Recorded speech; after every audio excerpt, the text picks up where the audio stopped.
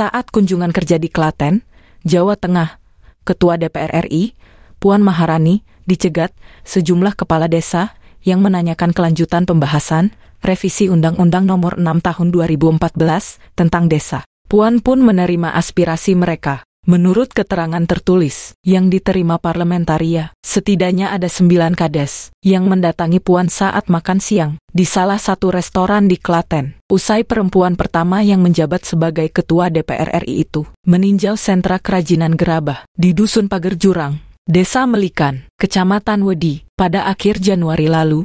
Kepada Puan Maharani, para kades tersebut meminta agar revisi Undang-Undang Desa segera disahkan. Mereka juga mengaku tidak ikut datang ke Jakarta beberapa waktu lalu saat para kades berdemo di DPR. Alhamdulillah kita bisa urun rembuk dan saya bisa mendengarkan aspirasi dari kepala desa, kata Puan saat menerima 9 kades tersebut. Puan dan para kades itu duduk dalam satu meja dan saling berhadapan. Ia kemudian menjelaskan bahwa DPR tetap berkomitmen menyelesaikan pembahasan revisi Undang-Undang Desa meski tidak bisa dilakukan dalam waktu singkat. Mengingat saat ini situasi politik jelang pemilu 2024 sedang menghangat. Di DPR itu ada mekanisme, keputusan di DPR itu bisa tercapai kalau sudah kolektif kolegial, artinya bersama-sama, ungkapnya. Saat para kades mendemo DPR akhir tahun lalu, Puan juga menerima audiensi perwakilan Asosiasi Pemerintah Desa Seluruh Indonesia,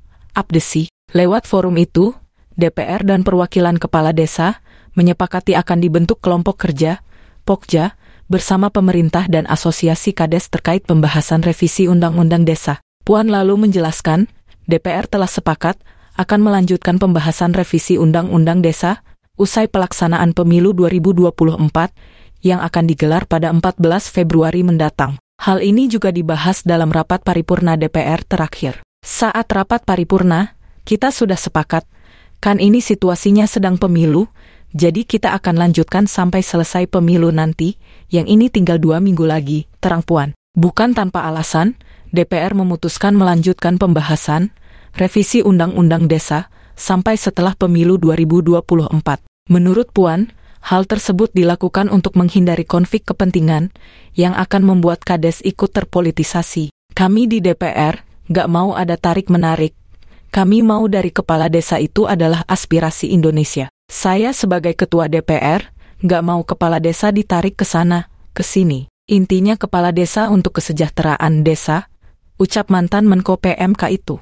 Dan hal ini juga dapat bermanfaat bukan hanya untuk kepala desanya saja, tapi juga untuk warga desanya dan desanya itu sendiri, sambung Puan. Ditambahkannya, DPR juga mempertimbangkan netralitas kades, sehingga memutuskan lebih baik revisi Undang-Undang Desa dibahas ketika situasi politik sudah tidak lagi memanas. Apalagi, kata Puan, Indonesia memiliki ribuan desa yang semuanya harus difasilitasi, dan gak semua warnanya merah, warnanya kuning, warnanya hijau. Jadi harus diingat, kepentingannya untuk kepentingan Indonesia, ujar Puan.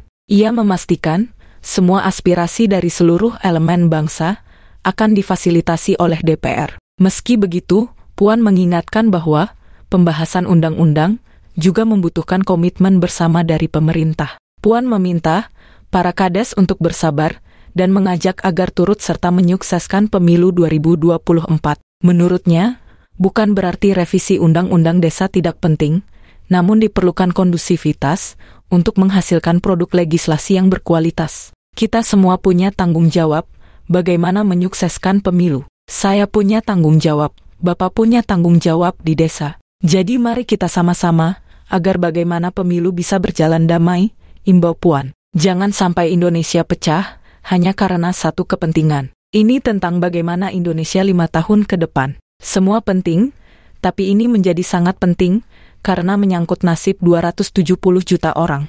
Pemimpin seperti apa yang kita harapkan untuk Indonesia ke depan, tambahnya. Puan juga berharap para kades yang hadir menyampaikan informasi darinya kepada kades-kades yang lain. Tolong bantu saya untuk bisa memberikan informasi ke teman-temannya bahwa kita tunggu sampai sesudah pemilu, sampai semua kondusif. Sekarang waktunya sampai pemilu selesai, kita fokus untuk Indonesia, jelas Puan. Aspirasi bapak-bapak, pasti akan ditindaklanjuti sesuai mekanisme yang ada. Insya Allah, kita nggak cuma ngomong-ngomong aja, tutupnya.